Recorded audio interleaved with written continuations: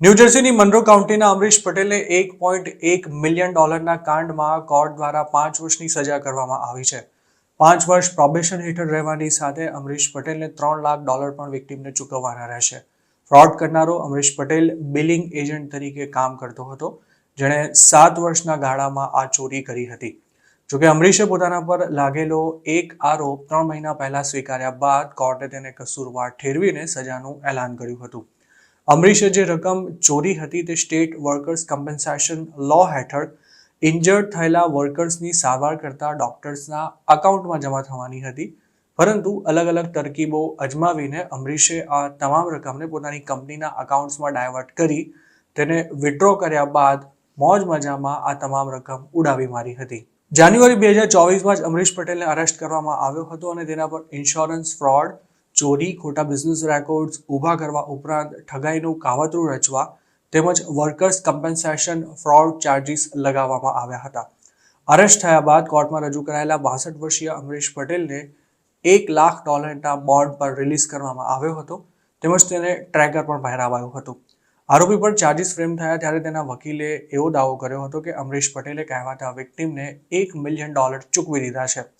જોકે કોર્ટે આ દલીલ સ્વીકારવાનો ઇનકાર કરતા અમરીશ પટેલને છોડી દેવાને બદલે તેને 5 વર્ષ પ્રોબેશન હેઠળ રાખવાની સજા કરી હતી. જે પણ ગુનેગારને પ્રોબેશનમાં રાખવામાં આવે છે તેની દરેક ગતિવિધિ પર પોલીસની નજર રહેતી હોય છે તેમજ તેને સમયાંતરે પોલીસ સ્ટેશનમાં હાજરી ભરાવવા ઉપરાંત અમુક પ્રકારની એક્ટિવિટીથી પણ દૂર રહેવું પડે છે. આ સિવાય તેનો ક્રિમિનલ રેકોર્ડ પણ બની જતો હોય છે. મેડિકલ બિલિંગ એજન્ટ હોવાને નાતે અમરીશ પટેલ ઇન્જર્ડ વર્કર્સ પર કરવામાં આવેલી સર્જરીના ઇન્સ્યોરન્સ ક્લેમ્સ સબમિટ કરવા માટે જવાબદાર હતો. જોકે સર્જનને સીધું પેમેન્ટ કરવાને બદલે અમરીશે સેંકડો બનાવટી ક્લેમ ફોર્મ ઊભા કર્યા હતા અને પેમેન્ટ ચેક પોતાની કંપનીના અકાઉન્ટમાં જમા કરાવી દીધા હતા. આ કૌભાંડ માટે તેણે ડોક્ટરની નકલી સિગ્નેચર પણ કરી હતી.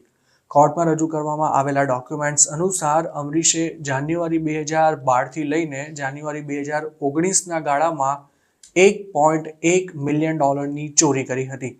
ફોરેન્સિક ઓડિટ દરમિયાન એવું પણ બહાર આવ્યું હતું કે તેણે ટુકડે ટુકડે $1 મિલિયન કેશ વિથડ્રો કરી તેનાથી ઓડી તેમજ મર્સિડીઝ બેન્ઝ જેવી લક્ઝુરિયસ કાર્સ ખરીદી હતી તેમજ લંડન, પોર્ટુગલ અને લાસ વેગસની ટ્રિપ્સ પણ કરી હતી.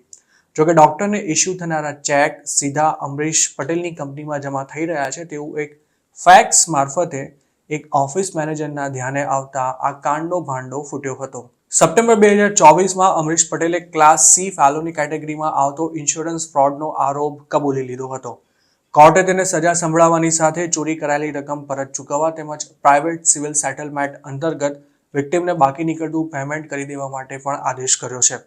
એટર્ની જનરલ લેટિશિયા જેમ્સના જણાવ્યા અનુસાર અમરીશ પટેલે કરેલા કાંડથી માત્ર મેડિકલ પ્રોફેશનલ્સ જ નહીં પરંતુ ક્રિટિકલ રિસોર્સિસ પર નભતા ન્યુયોર્કના લોકોને પણ નુકસાન ભોગવવું પડ્યું હતું. અમેરિકામાં ઘણા ગુજરાતીઓ આ પહેલા પણ ઇન્સ્યોરન્સ ફ્રોડમાં જેલવાસ ભોગવી ચૂક્યા છે, જેમાં અમુક ડોક્ટર્સનો પણ સમાવેશ થાય છે. સૂત્રોનું માની તો યુએસમાં ફ્રોડ કરવું ખાસ મુશ્કેલ નથી, પરંતુ ઇલીગલ તરકીબો અપનાવીને મોટી રકમ ઘર ભેગી કરી દેનારો ભેજાબાજ લાંબા સમય સુધી બચી પણ નથી શકતો. અમરીશના જ કેસની વાત કરીએ તો તેણે 2012થી લઈને 2019ના ગાળામાં આ કૌભાંડ આચર્યું હતું, પરંતુ તેની સામે કાયદાકીય કાર્યવાહી છેક 2024માં શરૂ થઈ હતી.